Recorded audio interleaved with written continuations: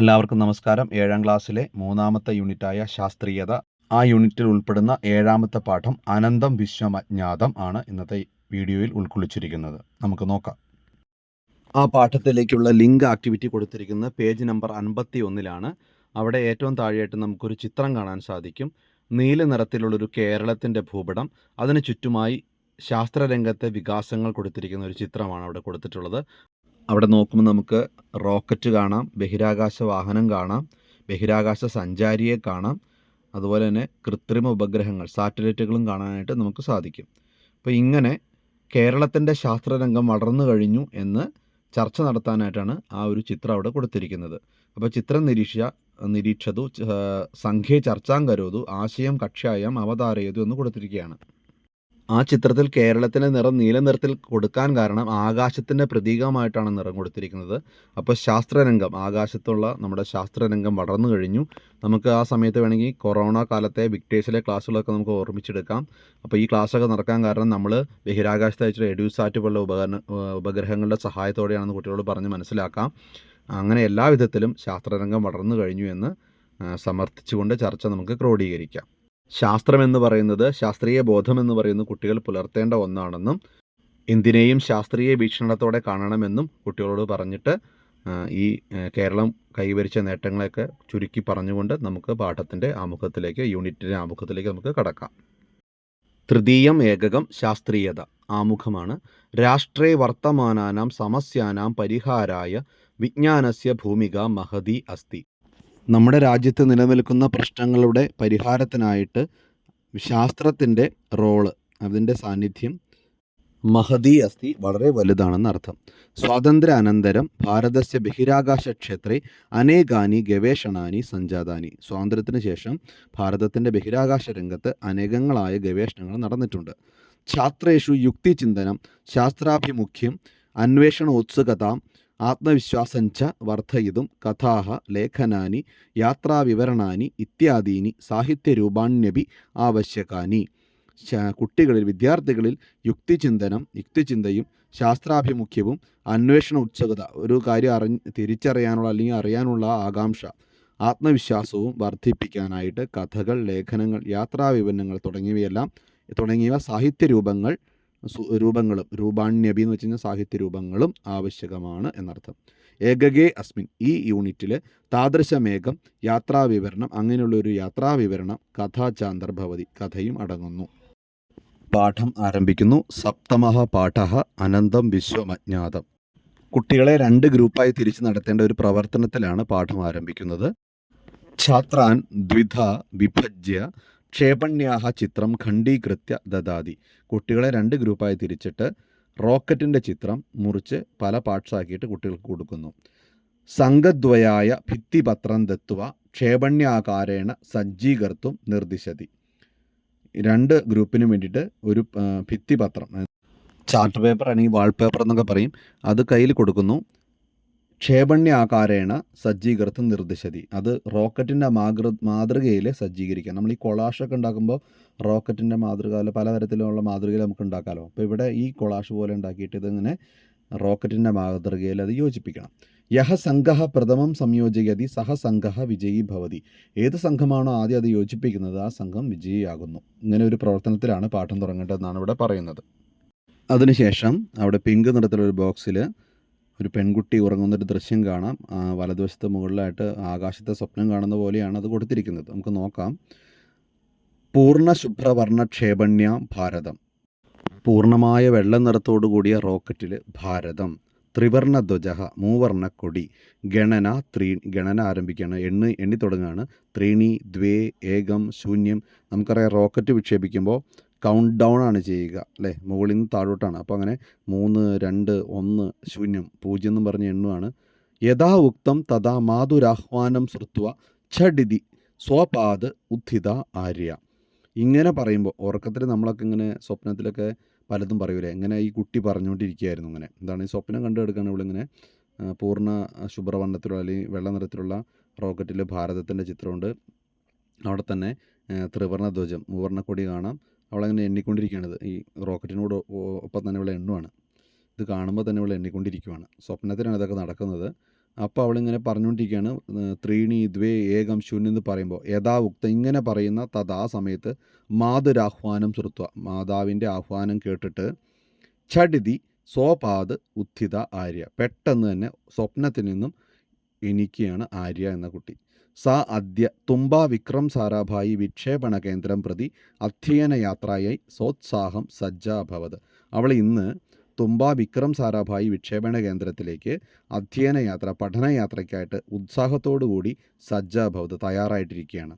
അപ്പോൾ നമ്മളൊക്കെ ഈ ടൂർ പോകുന്ന നേരത്ത് പോണ സ്ഥലത്തെക്കുറിച്ചൊക്കെ നമുക്ക് ചിന്തകളൊക്കെ ഉണ്ടാവുമല്ലോ. അങ്ങനെ ഈ കുട്ടിയും തിരുവനന്തപുരത്തുള്ള തുമ്പ വിക്രം സാരാഭായി റോക്കറ്റ് വിക്ഷേപണ കേന്ദ്രത്തിലേക്ക് ഒരു ടൂർ പോകാൻ വേണ്ടി റെഡി ആയിട്ടിരിക്കുന്ന ആ രാവിലെയാണ് ഇവിടെ ഈ സ്വപ്നം കാണുന്നത്. അടുത്ത വാചകം പറയുകയാണ്, പ്രഭാതേ ഷഡ്വാദനെ ഏവ തുമ്പാം പ്രാപ. രാവിലെ 6 മണിക്ക് തന്നെ തുമ്പയിൽ എത്തിച്ചേർന്നു. അതായത് ഇനിയുള്ള കാര്യങ്ങൾ ചുരുക്കി പറയാൻ വേണ്ടിയിട്ട് അടുത്ത കാര്യത്തിലേക്ക് കടക്കാൻ വേണ്ടിയിട്ട് വേഗം പറഞ്ഞു വെക്കുകയാണ് അവിടെ. തൊട്ട് താഴെ കാണാം, അറബ് സമുദ്രതടേ വൃക്ഷേഹി ആവൃതം ഊർദ്ധം വിരാജമാനം തുമ്പ വിക്രം സാരാഭായി വിക്ഷേപണ കേന്ദ്രം. അറബിക്കടലിൻ്റെ തീരത്ത് വൃക്ഷങ്ങളാൽ ചുറ്റപ്പെട്ട് ഊർദ്ധം വിരാജമാനം ഉയരത്തിൽ സ്ഥിതി ചെയ്യുന്ന വിക്രം സാരാഭായി വിക്ഷേപണ കേന്ദ്രം. അത്യുന്നതൈഹി തരംഗൈഹി ശോഭായമാന സമുദ്ര. ഉന്നതങ്ങളായ ഉയരം കൂടിയ തിരമാലകളാൽ ശോഭിക്കുന്ന സമുദ്രം. പ്രവേശന കവാടേ വർത്തമാന ക്ഷേപണ്യാഹ പ്രതികൃതി. പ്രവേശന കവാടത്തിൽ, അതായത് ഗേറ്റിങ്ങിൽ തന്നെ എന്ത് കാണാം, സ്ഥിതി ചെയ്യാണ് എന്തൊക്കെയാണ് കാണുന്നത്, ക്ഷേപണ്യാഹ പ്രതികൃതി, റോക്കറ്റിൻ്റെ മാതൃകകൾ. പാർശ്വേ റെയിൽ മാർഗ, വശത്തായിട്ട് റെയിൽവേ പാളം കാണാം. തത്രൈവ ക്രൈസ്തവ ദേവാലയ സ്ഥിത സംഗ്രഹാലയ. അവിടെ തന്നെയാണ് ക്രൈസ്തവ ദേവാലയത്തിൽ സ്ഥിതി ചെയ്യുന്ന മ്യൂസിയം. ബഹിരാകാശ ശാസ്ത്രരംഗെ അസ്മാഭിः ഇതപര്യന്തം ആർജിതായാः പ്രോന്നതേः സ്മാരകാണി ചിത്രാണി.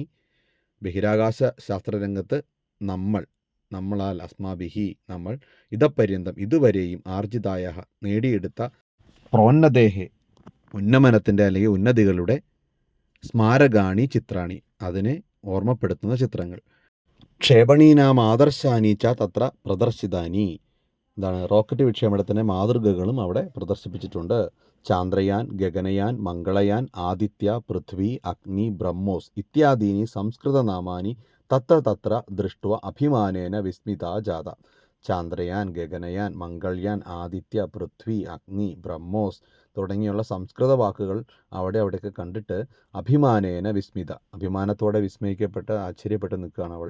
ജാത ആ പെൺകുട്ടിയാണ്, അവൾ അങ്ങനെ വിസ്മിതയായി എന്നർത്ഥം. അടുത്ത പാരഗ്രാഫ് ഒരു ഡേറ്റിലാണ് ആരംഭിക്കുന്നത്. 1963 63-ന് ത്രിഷഷ്ടി എന്നാണ് പറയുക. അപ്പോൾ ത്രിഷഷ്ട്യധിക നവശതോത്തര സഹസ്രതമേ വർഷേ തുമ്പേതി തീരദേശഗ്രാമേ ഭാരതസ്യ പ്രഥമം വിക്ഷേപണ കേന്ദ്രം പ്രാരഭത. 1963 തുമ്പ എന്നുള്ള തീരദേശ ഗ്രാമത്തിൽ ഭാരതത്തിൻ്റെ ആദ്യത്തെ വിക്ഷേപണ കേന്ദ്രം ആരംഭിച്ചു. ISRO സംസ്ഥായാः പ്രഥമാധ്യക്ഷസ്യ വിക്രം സാരാഭായി മഹോദയസ്യ ഭാരതസ്യ പൂർവരാഷ്ട്രപതേः APJ അബ്ദുൽ കലാം മഹാഭാഗസ്യ ഇതരേഷാം ശാസ്ത്രജ്ഞാനാം ച യോഗദാനമധികൃത്യ മാർഗദർശകः വിവർണോതി. ISRO എന്ന സ്ഥാപനത്തിൻ്റെ ആദ്യത്തെ അധ്യക്ഷനായിരുന്ന വിക്രം സാരാഭായി എന്ന മഹാനുഭാവനെക്കുറിച്ചും ഭാരതത്തിൻ്റെ മുൻ രാഷ്ട്രപതിയായിരുന്ന APJ അബ്ദുൽ കലാമിനെക്കുറിച്ചും ഇതരേഷാം ശാസ്ത്രജ്ഞാനാം ച യോഗദാനമധികൃത്യ മറ്റുള്ള ശാസ്ത്രജ്ഞന്മാരുടെയും ഈ പറഞ്ഞ ഇവർ രണ്ടുപേരുടെയും മറ്റുള്ള ശാസ്ത്രജ്ഞന്മാരുടെയും യോഗദാനമധികൃത്യ സംഭാവനകളെക്കുറിച്ചെല്ലാം മാർഗദർശക ഗൈഡ് പറഞ്ഞു വിവരിച്ചു എന്നർത്ഥം. വിവിധൈഹി വിക്ഷേപണൈഹി കൃഷി പരിസ്ഥിതി അന്തർജാല ഇത്യാദിഷു ജാതാ പ്രകൃതി അദ്ഭുതാവഹ ഏവ. വിവിധങ്ങളായ വിക്ഷേപണങ്ങൾ കൊണ്ട് കൃഷി, പരിസ്ഥിതി, ഇൻ്റർനെറ്റ് തുടങ്ങിയ മേഖലകളെല്ലാം നേടിയ പുരോഗതി അത്ഭുതാവഹമാണ്, അത്ഭുതാവഹം തന്നെയാണ് എന്നാണ് ഇവിടെ പറയുന്നത്. 54-ാം പേജിൽ അതിൻ്റെ അവസാന ഭാഗം കാണാം. തതഃ പ്രതിമാസം തൃതീയേ ബുധവാസരെ. അവിടെ നിന്നും എല്ലാ മാസവും 3-ാമത്തെ ബുധനാഴ്ചകളിൽ വിക്ഷേപ്യമാണ് അയച്ചുവിടുന്ന അല്ലെങ്കിൽ അയക്കുന്ന ധ്വനിക്ഷേപണിയും ദൃഷ്ടും വയങ്കത. സൗണ്ട് റോക്കറ്റുകളെ കാണാനാണ് ഞങ്ങൾ പോയത്. അതായത് ഈ തുമ്പയിൽ ഈ റോക്കറ്റ് വിക്ഷേപിക്കുന്നത് ആളുകൾക്ക് കാണാനായിട്ട് എല്ലാ മാസവും 3-ാമത്തെ ബുധനാഴ്ച ഈ സൗണ്ട് റോക്കറ്റുകൾ വിക്ഷേപിക്കാറുണ്ട്. നമുക്കറിയാം, ഇപ്പോൾ നമ്മുടെ ഇന്ത്യയുടെ ഔദ്യോഗികമായ വിക്ഷേപണ കേന്ദ്രം എന്ന് പറയുന്നത് ശ്രീഹരിക്കോട്ടയിലാണ്, ആന്ധ്രാപ്രദേശിലാണ്. തുമ്പയിലാണ് ആദ്യം നമ്മളിത് ആരംഭിച്ചതെങ്കിലും ഇപ്പോൾ ആന്ധ്രാപ്രദേശിലാണ് ഔദ്യോഗികമായ ISROയുടെ വിക്ഷേപണ കേന്ദ്രം. അപ്പോൾ ഇവിടെ നിന്ന് എന്താണ് ആളുകൾക്ക് കാണാനായിട്ട് ഇത്തരം പരീക്ഷണ റോക്കറ്റുകളുടെ വിക്ഷേപണം ഉണ്ടാകും. അതാണ് ഇവിടെ കൊടുത്തിരിക്കുന്നത്. അത് കാണാനായിട്ട് ഈ കുട്ടികൾ പോയത്. തത്ര ക്ഷേപണം ദൃഷ്ടും പൂർവമേവ ബഹവോ ജനാഹ ഉപസ്ഥിതാഹ ആസൻ. അവിടെ ഈ റോക്കറ്റ് വിക്ഷേപണം കാണാനായിട്ട് പൂർവമേവ മുൻപ് തന്നെ ധാരാളം ആളുകൾ ഉപസ്ഥിതാഹ അവിടെ എത്തിച്ചേർന്നിരുന്നു, അവിടെ വന്നിരുന്നു എന്നർത്ഥം. യഥാ ധ്വനിക്ഷേപണി വിഹായസം ഉന്നീത തഥാ മേ മനു അഭി തേന ഉഡ്ഡീനം. എപ്പോഴാണോ ധ്വനിക്ഷേപണി വിഹായസം ആകാശത്തിലേക്ക് മുകളിലേക്ക് ഉയർന്നത്, തഥ അപ്പോൾ തന്നെ മേ മനോബി എൻ്റെ മനവും, മേ മമ എന്നുള്ള അർത്ഥമാണ്, എൻ്റെ മനസ്സും തേന ഉഡ്ഡീതം അതിനോടുകൂടെ തന്നെ പറന്നു എന്ന് അർത്ഥം.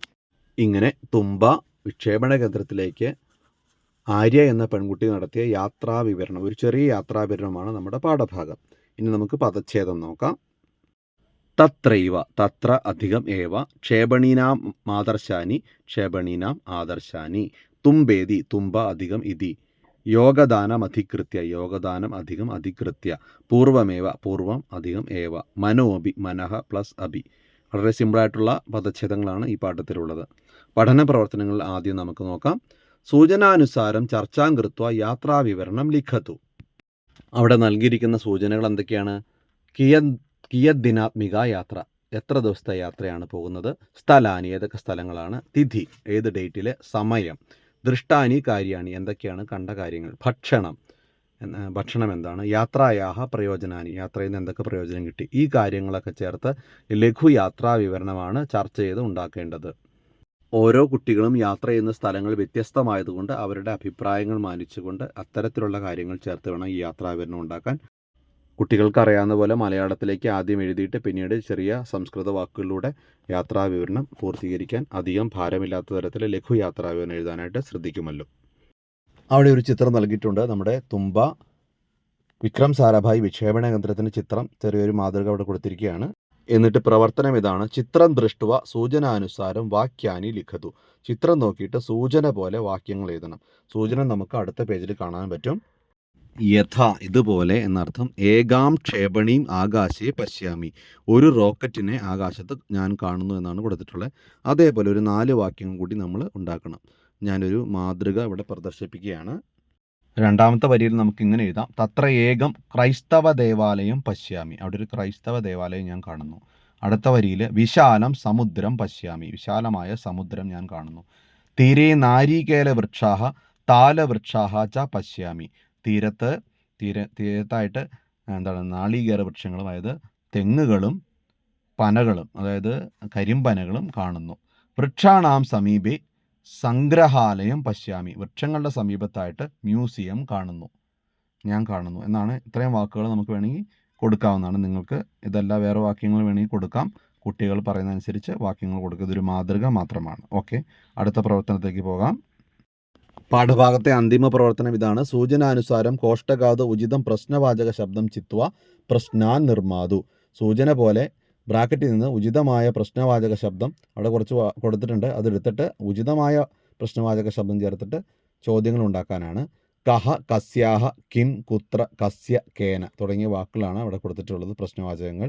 കഹ ആര്, കസ്യാഹ ആരുടെ, കിം എന്ത്, കുത്ര എവിടെ, കസ്യ ആരുടെ, കേന അത് തൃതീയ വിഭക്തിയുടെ ചോദ്യമാണ്. എന്തുകൊണ്ട് അല്ലെങ്കിൽ ആരാൽ എന്നർത്ഥം വരുന്ന ഒരു ചോദ്യമാണ്. അപ്പോൾ കസ്യാഹ അത് സ്ത്രീലിംഗത്തിലാണ് ആരുടെ എന്ന് ചോദിക്കുന്നത്. പുല്ലിംഗത്തിൽ കസ്യ എന്നും കൊടുത്തിട്ടുണ്ട്. നമുക്ക് നോക്കാം. ഇവിടെ ശ്രദ്ധിക്കേണ്ട കാര്യം, ഇത് ചെയ്യുമ്പോൾ ഉത്തരങ്ങൾ ഇടതുകോളത്തിലും പ്രശ്നങ്ങളാണ് വലതുകോളത്തിലും ഉണ്ടാക്കേണ്ടത്. ചില വാക്കുകൾ അണ്ടർലൈൻ ചെയ്തിട്ടുണ്ട്. അപ്പോൾ ഈ അടിയിൽ വരച്ചിരിക്കുന്ന വാക്കുകൾക്ക് അനുയോജ്യമായ ക്വസ്റ്റ്യൻസ് ആണ് നമ്മൾ ഉണ്ടാക്കേണ്ടത്. വാചകം വായിക്കുമ്പോൾ നമുക്ക് പല ക്വസ്റ്റ്യൻസ് ഉണ്ടാക്കാൻ തോന്നും, പക്ഷേ അണ്ടർലൈൻ ചെയ്തിരിക്കുന്ന വാക്ക് ഉത്തരമായി വരാൻ തക്കവണ്ണമാണ് നമ്മൾ ക്വസ്റ്റ്യൻ നിർമ്മിക്കേണ്ടത്. അതാണ് ഇവിടെ ശ്രദ്ധിക്കേണ്ട കാര്യം. ഒന്നാമത്തെ ഉത്തരത്തിൻ്റെ കോളം നോക്കൂ. യഥാ ഭാരതീയ ബഹിരാകാശ പദ്ധതേഹെ പിതാ ഭവതി ഡോക്ടർ വിക്രം സാരാഭായ്. യഥാ എന്ന് വെച്ച് കഴിഞ്ഞാൽ ഇത്തരത്തിലാണെന്നുള്ളൊരു മാതൃക കൊടുത്തന്നെ കേട്ടോ. ഭാരതീയ ബഹിരാകാശ പദ്ധതേഹെ പിതാ ഭവതി ഡോക്ടർ വിക്രം സാരാഭായ് എന്ന ഉത്തരം വരുമ്പോൾ അതിൻ്റെ ചോദ്യം എങ്ങനെയാണ്? ഡോക്ടർ വിക്രം സാരാഭായ് അണ്ടർലൈൻ ചെയ്തിട്ടുണ്ട്. ചോദ്യം നോക്കൂ. ഭാരതീയ ബഹിരാകാശ പദ്ധതേഹെ പിതാ കഹ. അപ്പോൾ ഭാരതീയ ബഹിരാകാശ പദ്ധതിയുടെ പിതാവ് ആരാണ്? ഉത്തരം ഡോക്ടർ വിക്രം സാരാഭായ് എന്ന് വരണം. ആ രീതിയിൽ അണ്ടർലൈൻ ചെയ്തുകൊണ്ട് അങ്ങനെ വരണം. അങ്ങനെയാണ് ഉണ്ടാക്കേണ്ടത്. അപ്പോൾ താഴെയുള്ള ഉത്തരങ്ങളുടെ കോളത്തിൽ നിന്ന് നമുക്ക് ചോദ്യങ്ങൾ ഉണ്ടാക്കാൻ പറ്റുമെന്ന് നോക്കാം. ഉത്തരങ്ങളൊന്ന് നമുക്ക് നോക്കാം. വിക്രം സാരാഭായി മഹാശയസ്യ ജനനം അഹമ്മദാബാദ് നഗരേ അഭവത്. അഹമ്മദാബാദ് നഗരെ അണ്ടർലൈൻ ചെയ്തിട്ടുണ്ട്. അപ്പോൾ അത് ഉത്തരം വരണം. എവിടെയാണ് എന്നുള്ള ഇത് വരണം അല്ലേ. അതുപോലെ തന്നെ വിക്രം സാരാഭായി തുമ്പ ബഹിരാകാശ സംസ്ഥായാഹ ശില്പി ഭവതി. അപ്പോൾ വിക്രം സാരാഭായി തുമ്പ ബഹിരാകാശ സ്ഥാപനത്തിൻ്റെ ശില്പിയാണ്. തുമ്പ ബഹിരാകാശ സംസ്ഥായാഹ ഏതിൻ്റെ, അപ്പോൾ ഏത് സ്ഥാപനത്തിൻ്റെ എന്നുള്ള രീതിയിൽ വരണം. അടുത്തത് വിക്രം സാരാഭായി മഹോദയസ്യ പത്നി മൃണാളിനി സാരാഭായി ഭവതി. അപ്പം മൃണാളിനി സാരാഭായി ആരുടെ ഭാര്യയാണ്, കസ്യ ഭാര്യ പത്നി എന്നുള്ള രീതിയിൽ വരണം. അടുത്ത് തസ്യ പുത്ര്യാഹ നാമ മല്ലിക സാരാഭായി അസ്തി. എന്താണ് മല്ലിക സാരാഭായി എന്നാണ് പേര്. പുത്രിയുടെ നാമം എന്താണെന്ന് രീതിയിൽ വരണം. സഹ പത്മഭൂഷൺ പുരസ്കാരേണ സമാദൃത. അദ്ദേഹത്തിന് പത്മഭൂഷൺ പുരസ്കാരം കിട്ടിയിട്ടുണ്ട്, അതുകൊണ്ട് ആദരിക്കപ്പെട്ടിട്ടുണ്ടെന്ന് അർത്ഥം. അപ്പോൾ ഏത് പുരസ്കാരമാണ് കിട്ടിയതെന്ന്, ഏത് പുരസ്കാരത്താൽ ആദരിക്കപ്പെട്ടു എന്നാണ് ചോദിക്കേണ്ടത്. അപ്പോൾ നമുക്ക് ചോദ്യത്തിൻ്റെ മാതൃക ഞാൻ നിങ്ങൾക്ക് വേണ്ടി കൊടുക്കുന്നുണ്ട്. ഇത്തരത്തിലാണ് ആ ചോദ്യം ഉണ്ടാക്കേണ്ടത്. താഴെയുള്ള പ്രശ്നത്തിൻ്റെ കോളത്തിൽ രണ്ടാമത് വരേണ്ട ക്വസ്റ്റ്യൻ വിക്രം സാരാഭായി മഹാശയസ്യ ജനനം കുത്ര അഭവത്. അഹമ്മദാബാദ് നഗരയിൽ നിന്ന് അണ്ടർലൈൻ ചെയ്തേക്കണേ. അപ്പോൾ കുത്ര അഭവത് എന്നാണ് ചോദിക്കേണ്ടത്. അടുത്ത ചോദ്യം വരേണ്ടത് വിക്രം സാരാഭായി തുമ്പ ബഹിരാകാശ സംസ്ഥായ ശില്പി ഭവതി എന്നാണ് വാക്ക്. തുമ്പ ബഹിരാകാശ സംസ്ഥായാഹ എന്നുള്ളത് അടിയിൽ വരച്ചിട്ടുണ്ട്. അപ്പോൾ ചോദ്യം വരേണ്ടത് വിക്രം സാരാഭായി കസ്യാഹ സംസ്ഥായാഹ ശില്പി ഭവതി. ഏത് സ്ഥാപനത്തിൻ്റെ ശില്പിയാണ് എന്നാണ് വരേണ്ടത്. അടുത്തത് വിക്രം സാരാഭായി മഹോദയസ്യ പത്നി മൃണാളിനി സാരാഭായി എന്നല്ലേ അവിടെ വന്നേക്കണത്. അപ്പോൾ അണ്ടർലൈൻ ചെയ്യുന്ന വാക്ക് വിക്രം സാരാഭായി മഹോദയസ്യ എന്നാണ്. അപ്പോൾ ആ രീതിയിൽ ക്വസ്റ്റ്യൻ വന്നെ അതിനെ ഉത്തരമായി വരാൻ പാകത്തിന്. അപ്പോൾ ചോദ്യം വരേണ്ടത് മൃണാളിനി സാരാഭായി കസ്യ പത്നി ഭവതി. ആരുടെ പത്നിയാണ്? ഉത്തരം വിക്രം സാരാഭായി മഹോദയസ്യ എന്ന് വരുമല്ലോ. അതുപോലെ തന്നെ അടുത്ത വാചകം എന്താണ്? തസ്യ പുത്ര്യാഹ നാമം മല്ലിക സാരാഭായി ഭവതി. മല്ലിക സാരാഭായി അണ്ടർലൈൻ ചെയ്തിരിക്കുന്നു. അപ്പോൾ പുത്രിയുടെ പേരെന്താണെന്നാണ് ചോദിക്കേണ്ടത്. തസ്യ പുത്ര്യാഹ നാമ കിം എന്നാണ് വരേണ്ടത്. അടുത്തത് ലാസ്റ്റ് നോക്കൂ. സഹ പത്മഭൂഷൺ പുരസ്കാരേണ സമാദൃത. പത്മഭൂഷൺ എന്നാണ് ഏത് പുരസ്കാരത്താൽ എന്നാണ് ചോദിക്കേണ്ടത്. അപ്പോൾ ചോദ്യം അല്ലേ സഹ കേന പുരസ്കാരേണ സമാദൃത എന്നാണ് ചോദ്യം വരേണ്ടത്. ഇത്തരത്തിലാണ് ആ ചോദ്യവാചകങ്ങൾ നമ്മൾ ഉണ്ടാക്കേണ്ടത്. ഇങ്ങനെ ഈ പാഠത്തിൻ്റെ എല്ലാ പ്രവർത്തനങ്ങളും അവസാനിക്കുകയാണ്. അപ്പോൾ എല്ലാവർക്കും ഒരിക്കൽ കൂടി നമസ്കാരം. പരീക്ഷയൊക്കെ വരാൻ പോവുകയാണ്. പരീക്ഷയിലൊക്കെ നല്ല വിജയം കൈവരിക്കാൻ എല്ലാവർക്കും സാധിക്കട്ടെ. എല്ലാവർക്കും വിജയാശംസകൾ. ശുഭദിനം ആശംസിക്കുന്നു. വീണ്ടും കാണാം. ധന്യവാദ.